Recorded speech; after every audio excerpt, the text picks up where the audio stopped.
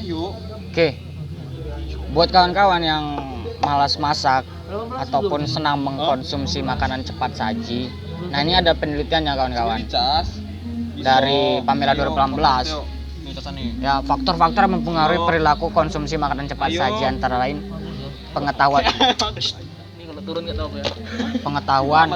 pengaruh teman sebaya, tempat nyaman untuk berkumpul, cepat dan praktis, rasa yang enak, uang saku, harga murah, dan brand makanan cepat saji. Ya, kita kaji dulu faktor-faktor yang mempengaruhi perilaku makanan cepat saji. Ya, kawan-kawan semua yang suka mengkonsumsi makanan cepat saji itu biasanya difaktori oleh pengetahuan, ya. Jadi pengetahuan teman-teman itu kurang dalam mengkonsumsi makanan cepat saji.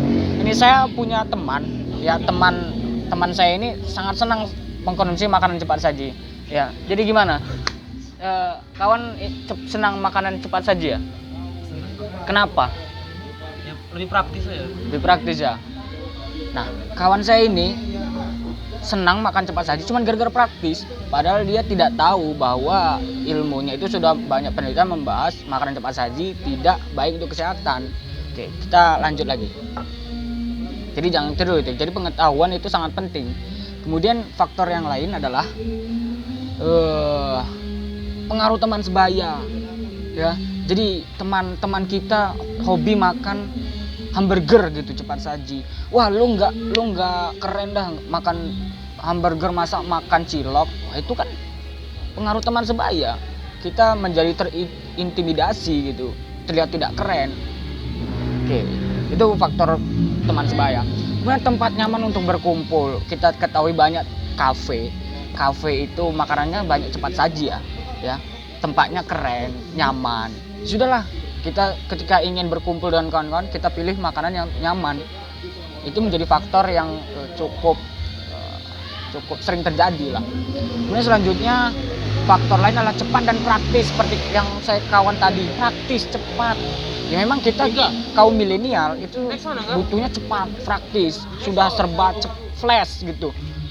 Kalau tidak cepat, tertinggal kita. Kita mager-mageran, butuhnya yang instan. Tadi makan mie instan kan cepat tuh, tinggal rebus air, masukin mie, sudah selesai. Padahal banyak sekali bahaya-bahaya yang ada di dalamnya. Selanjutnya rasa yang enak. Memang sebenarnya rasa yang enak itu faktor kita untuk selera makan. Tapi perlu diketahui kawan-kawan semua, rasa yang enak itu juga harus disinkronkan, harus dengan disinergiskan pada kesehatannya. Itu. Selanjutnya uang saku.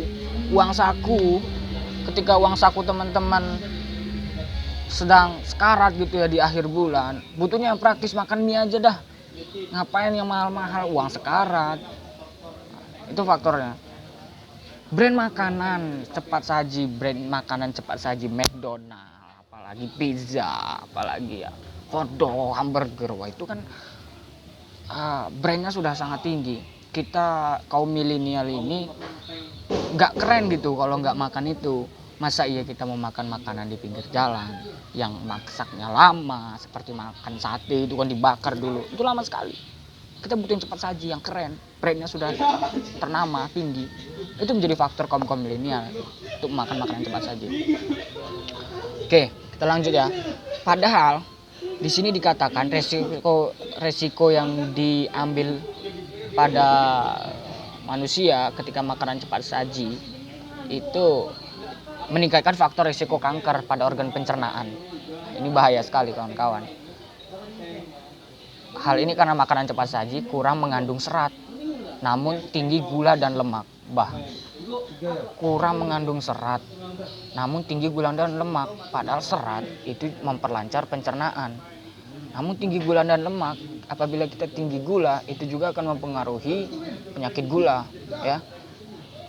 Berbahaya sekali. Selanjutnya, kita minum dulu. Kopi saya sudah dibawa teman saya. Oke, kita lanjut. Selain itu, penelitian lain menunjukkan bahwa pria yang terlalu sering makan makanan yang digoreng lebih dari 2 kali dalam 1 bulan telah menunjukkan peningkatan risiko kanker prostat. Wah, Makanan cepat saji yang identik dengan daging yang dimasak dengan temperatur tinggi akan membentuk zat-zat karsinogenik. Zat tersebut berpotensi membentuk tumor payudara dan akan meningkatkan resiko kanker. Banyak sekali ini kawan-kawan, ya. Sebenarnya boleh kita makan cepat saji, tapi asalkan tidak berlebihan. Itu ya kuncinya. Kemudian di kasus yang ketiga, ini saya ambil dari penelitian Khalid, ya. Dengan kandungan radikal bebas sate yang dijual di sekitaran kampus UIN Syarif Hidayatullah Jakarta. Jadi beliau ini Khalid seorang mahasiswa UIN Syarif Hidayatullah Jakarta. Nah, di sana ada orang penjual sate. Jadi ini jurnalnya menggunakan 2 sampel. Nah, jadi satu sate Padang yang sudah dibumbui kemudian dibakar, kemudian sampel satunya sate daging biasa, sate Madura ya, dibakar baru dibumbuin. Nah, itu 2 sampel yang berbeda. Sebelumnya itu kita harus ketahui radikal bebas adalah molekul yang kehilangan 1 elektron atau mempunyai elektron yang tidak berpasangan. Ya, ini pendapat Halliwell dan Gutierrez 1999. Susah banget ini. Ini orang jadul nih. 99 saya baru lahir. Kandungan protein dan lemak yang terdapat pada sampel terdegradasi menjadi pecahan radikal bebas, ya. Jadi kandungan yang ada pada daging yaitu berupa protein dan lemak itu terdegradasi menjadi pecahan radikal bebas. Jadi ketika daging itu kita bakar, ya itu kan akan suhunya naik, ya. Kita ketahui kalau senyawa-senyawa seperti protein itu mendapat suhu yang tinggi itu akan terdegradasi sehingga menimbulkan radikal bebas.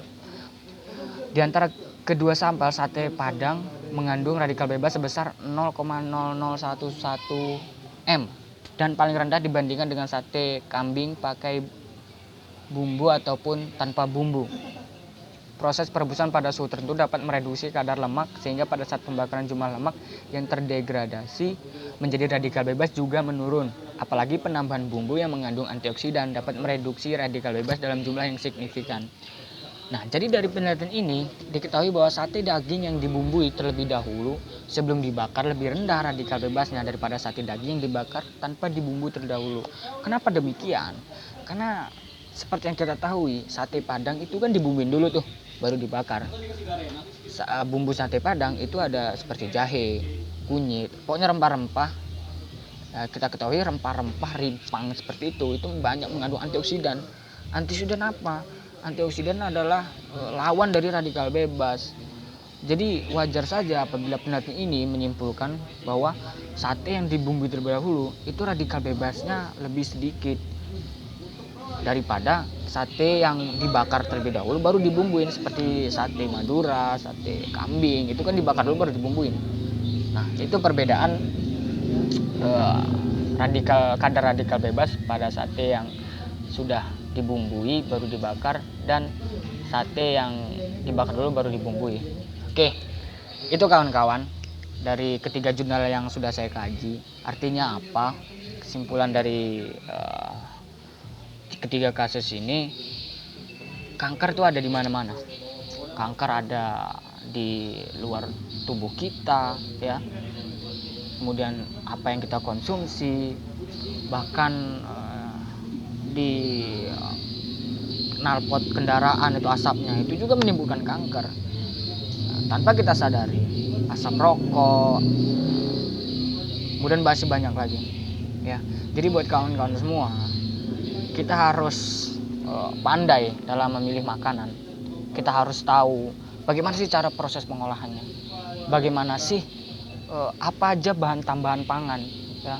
Dari bakso itu, apakah ini mengandung boraks atau mengandung formalin atau mengandung bahan-bahan yang berbahaya lainnya.